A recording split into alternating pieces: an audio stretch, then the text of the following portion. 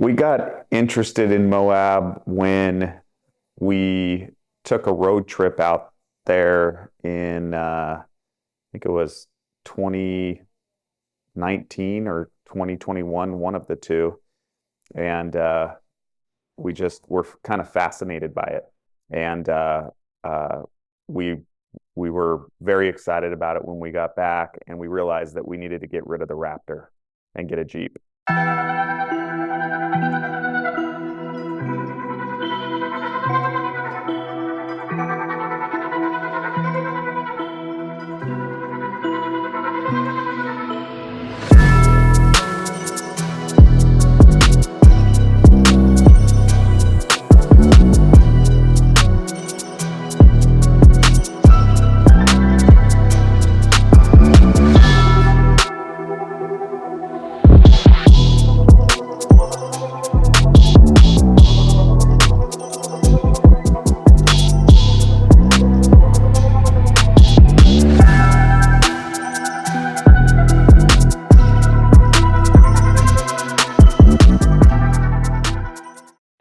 So Wednesday, we woke up in Provo. We drove about an hour and a half, I think, to Helper, Utah. We had breakfast.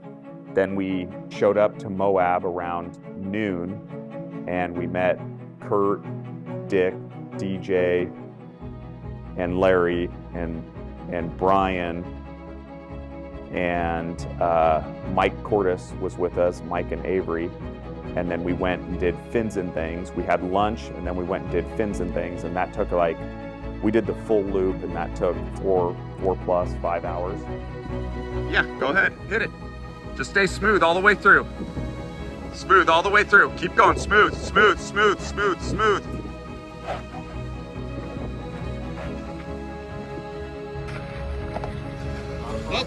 Nothing drunk, though. Yeah. Why? Okay, so after Fins and Things, we were touching base with Dave, Adam, and Mike, and they ended up. Dave flew to Salt Lake City. Adam and Mike flew directly to the Canyonlands or Moab airport there. Dave picked Mike and Adam up at the Canyonlands airport, brought them to Moab Springs. And so that was on the 1st, is when basically the whole crew was there the first evening. It was you had to turn, but I had my front locker, I disengaged the front locker, and I was able to turn a little bit better. So that night on the 1st, we got together and we talked about the next day of what we would be doing, which was on the 2nd, we planned to do Top of the World.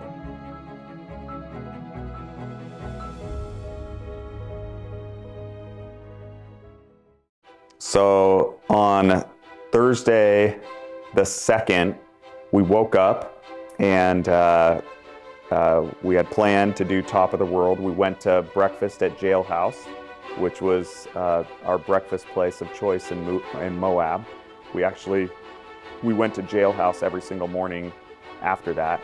Yo, what up? Jailhouse rocks, baby. Come Moab, Utah. Come see me, best host in town. Come on in. Nice. After we ate breakfast, got food, we ended up driving to the trailhead of Top of the World. Yeah. DJ and Larry were camping. They camped basically right at the start of the trail.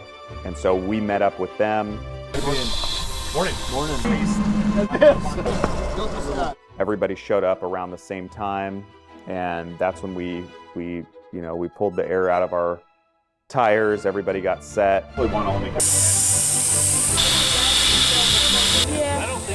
And we started up Top of the World, which we were thinking was like a 3 to 4 rating trail. So you guys can go 4 low now. It'll give you a lot more control.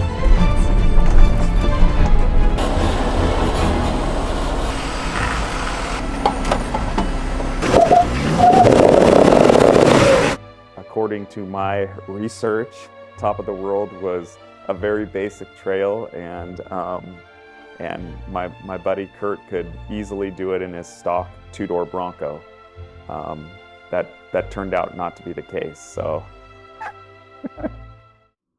So when we started Top of the World, it was very, very flat, or not flat, but dirt road. We kind of cruised all the way up, and I was beginning to think that it was basically a dirt road all the way up.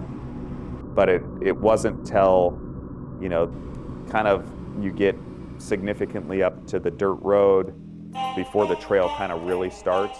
And once it really starts, it kind of picks up and elevates from there.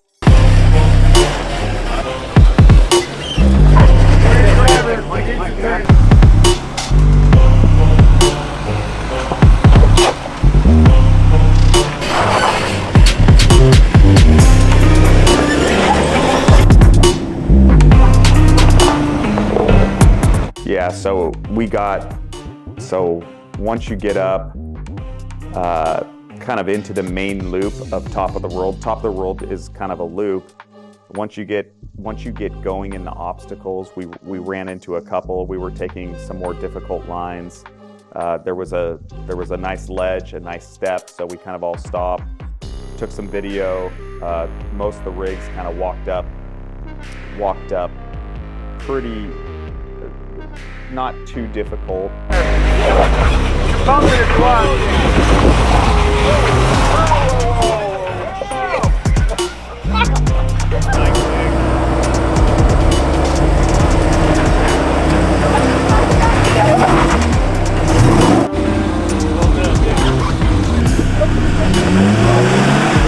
Only one place to go from here.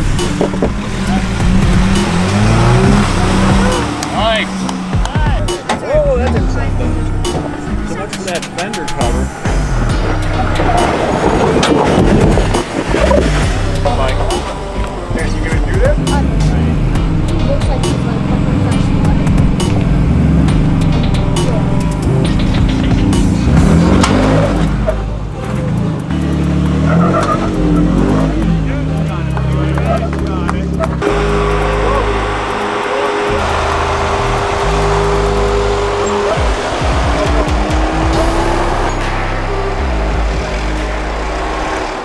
Curtis, with his stock Bronco, decided to take what we thought was the bypass at the time, but it seems like the bypass was maybe even more technical than the main route we took, and so Curtis tried to get his Bronco up, but it didn't quite have enough oomph or enough lift, enough modifications to be able to make it up it.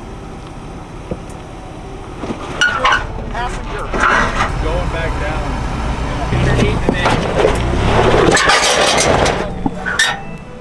We're gonna need Dick, you're gonna need to be. So we ended up giving it a healthy try, but we ended up winching. That was kind of, I think, our first winching of the trip. So we ended up winching him up from there. You might need to reposition.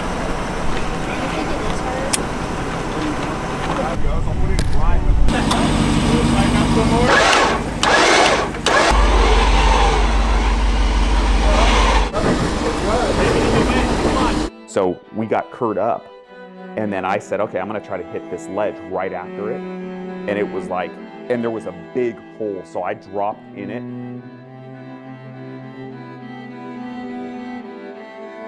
And then my tires started pulling down into the hole instead of kind of bringing me up. And it was like, it was maxed out. I was like on my skids and everything. Hang it. You need some air in your tires. That's Hi, Mark. This is it. because you're. Shot him out. Easy. There, you're on the left. Back and forth so I can pick you up. So after we pulled Curtis's rig up, his rig experienced some electrical issues where the lockers wouldn't lock. He was almost dead at that point because without lockers coming up that, it was no go. And so actually DJ and Larry, basically they said, you basically need to do a reboot, which was to disconnect the battery. We disconnected the battery, left it for like 10 minutes, reconnected it, and the locker started working again. And so Curtis was able to continue the trip. So after we got Curtis up, we kept going up, we kept climbing. There were some pretty decent obstacles, mostly ledge type obstacles. And then you kind of start to approach kind of the end which is kind of the top of the world and the classic posing spot for your cars, where you kind of sit on a ledge and you look over the valley. And so we made it all the way to the top. But once we got up there, we all got pictures. We had lunch up there, and we had a good time. Everybody really, I mean, the views were incredible. The valley, you had the LaSalle Mountains, and I think it was like Onion Creek Trail you could see, and then yeah, it was amazing. So once we got done with lunch at Top of the World, and we were, you know, the trail had taken quite a bit of the day at that point to get to that point, and you know, there's somebody, I don't know, we heard rumors that kind of once you do the loop, like that once you get on the loop, it's kind of becomes kind of toned back and it's a faster trip down.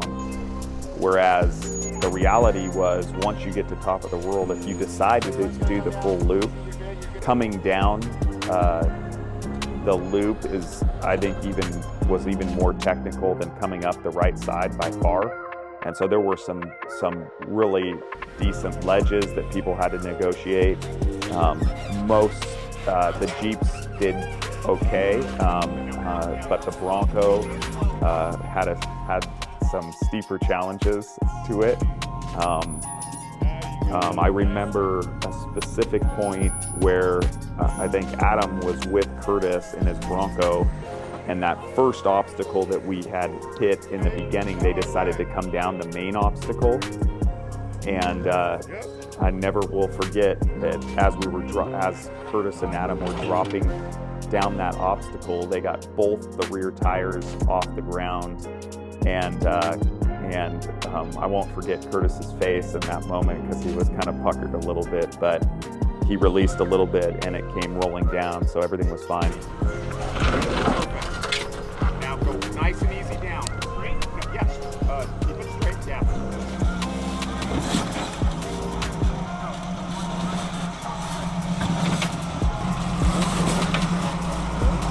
That's a perfect wheelbase right there.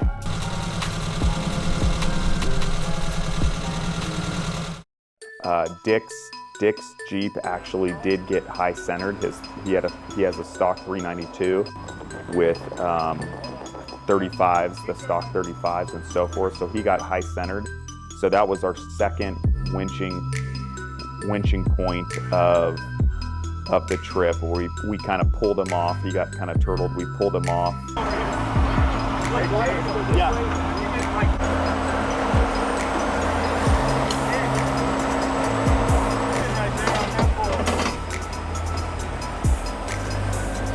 And then we kind of slowly walked our way down Top of the World and kind of got done with the main loop.